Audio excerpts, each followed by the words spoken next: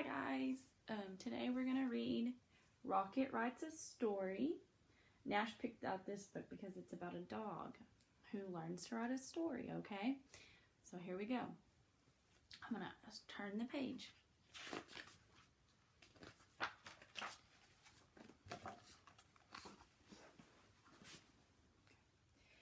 Rocket loved books. He loved to read them to himself or to sit quietly by his teacher, the little yellow bird, as she read them aloud. Rocket even liked the way books smelled. When he opened a new book, it smelled like a place he'd never been to, like a friend he'd never met. The little yellow bird agreed. Books are inspiring. They make me sing. Okay, so here's Rocket. Rocket's the dog, and the little yellow bird is his teacher. So Rocket's listening to the little bird as she teaches.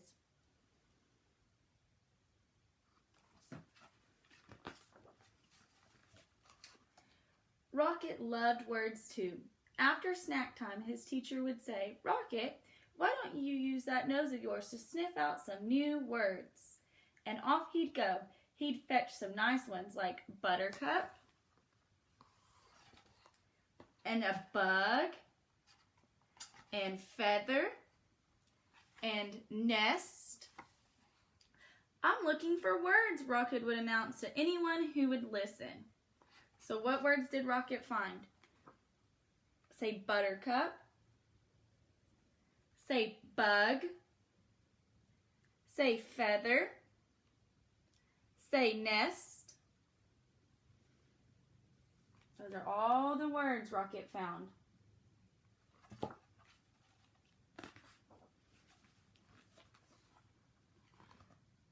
Rocket always brought his words back to the classroom and wrote them down. The little yellow bird would help him spell the tricky ones, and they'd hang them on their word tree.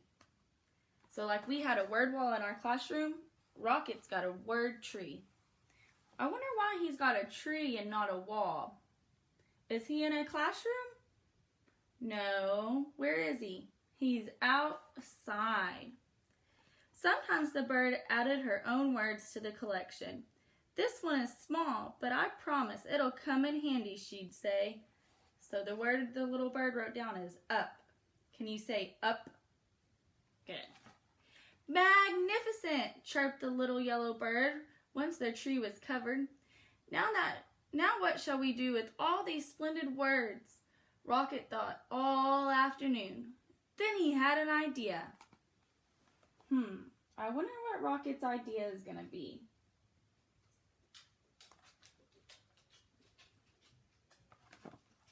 Let's see.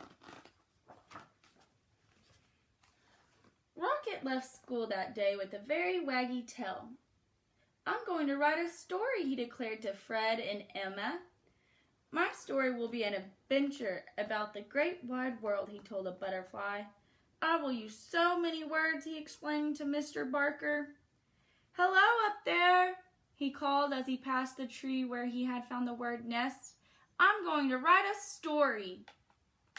So what's Rocket going to do with all of those words he found? Good. He's going to write a story. I wonder what kind of story a dog is going to write.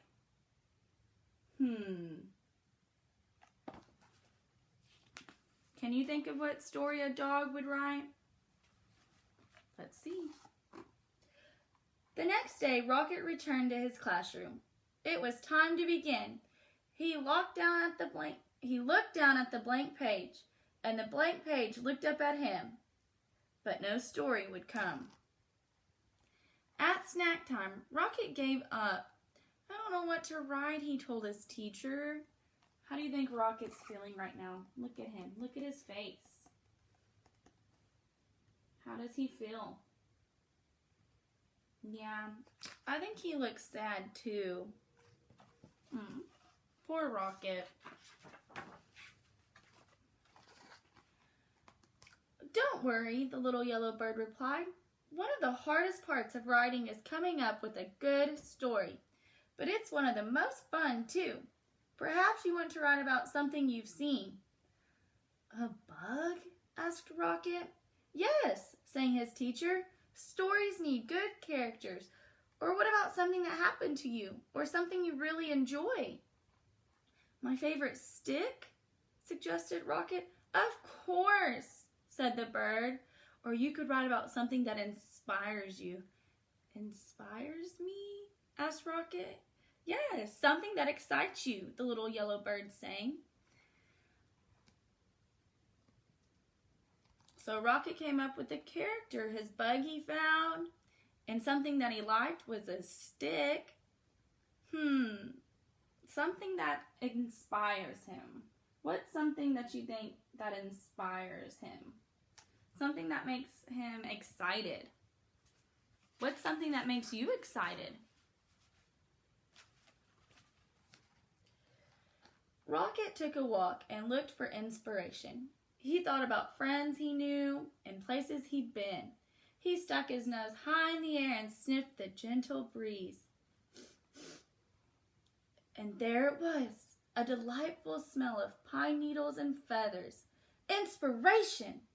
For the rest of the morning, he thought about feathers and pine needles. Pine needles and feathers. That afternoon, he started to write. In the evening, Rocket followed the beautiful smell until he found himself at the tree with the nest. Hello again, he called into the branches. Is anyone home? He heard rustling from above, but no one answered.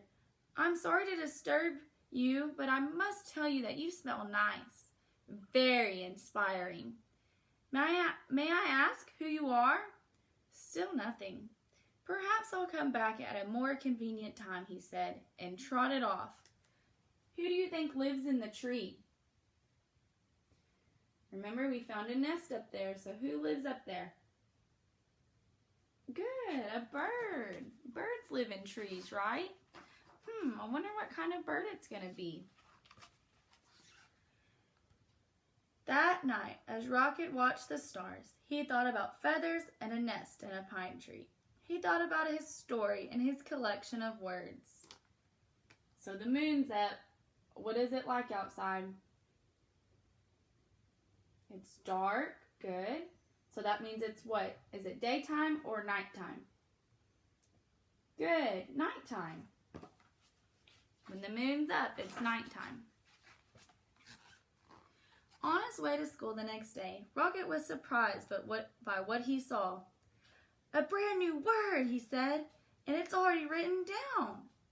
It says, he tried to sound the word out. Ow, came a quiet voice from the branches. It says, ow, that's me. So who lived up in the nest? What is this called? Good, an owl. Thank you, owl. Rocket called, I'm always looking for words, and this one's a beauty. Rocket ran all the way to his classroom. O-W-L. Owl. Now there's a word you don't hear every day, chirped a little bird. Only 3 letters, but what a word. It was a present, explained Rocket. He added the new word to his story. So what do we think his story's going to be about now that he figured out who was living in the tree?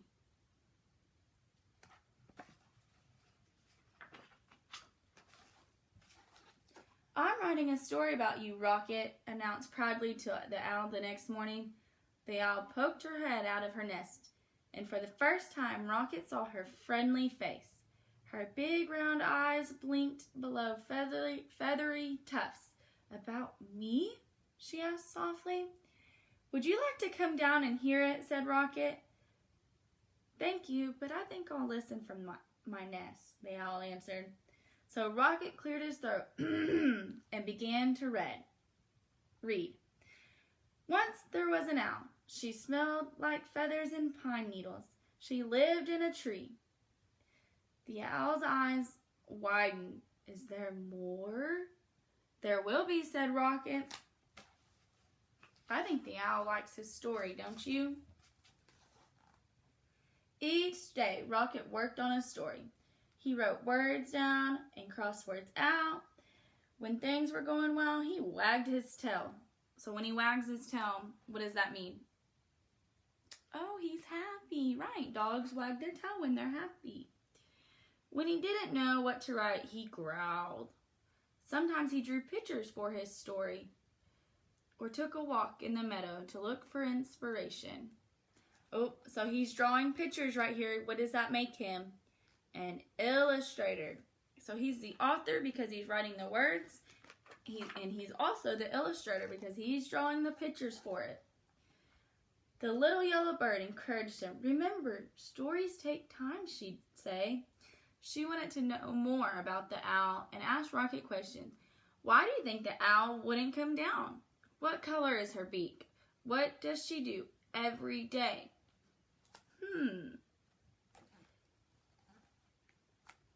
Rocket looks like he's thinking very hard about this. He's doing his best to write that story, huh? Rocket wanted to know more about the owl, too. He visited her tree often and read her his story, which changed every day. The owl was captivated. That means she was interested. She was wondering what he was all going to write about her. And when Rocket stopped, she would always ask, "Then what happened?" Look, she came down from her nest, huh? You can slowly see her work her way down each day as Rocket reads.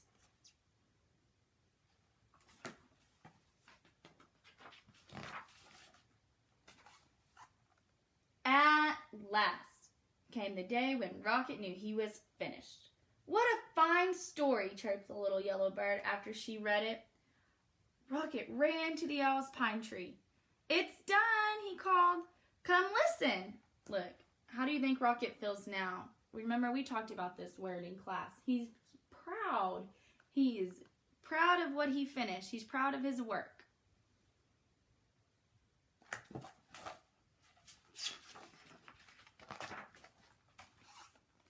And so down and down came the owl till she was right beside Rocket. Then Rocket began to read. He read about an owl with friendly eyes and a beak the color of a buttercup. She lived in a nest high in a tree on the edge of a meadow and smelled like pine needles and feathers. She liked to nap in the daytime and listen to stories. Oh, I think Rocket did good on his story, don't you?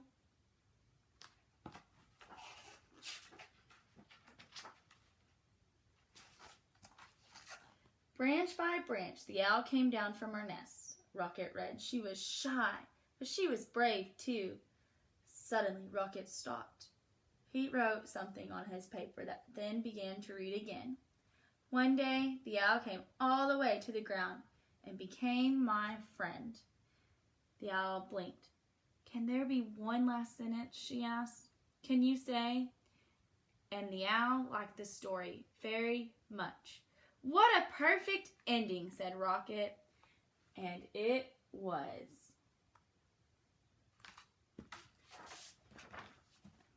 The end.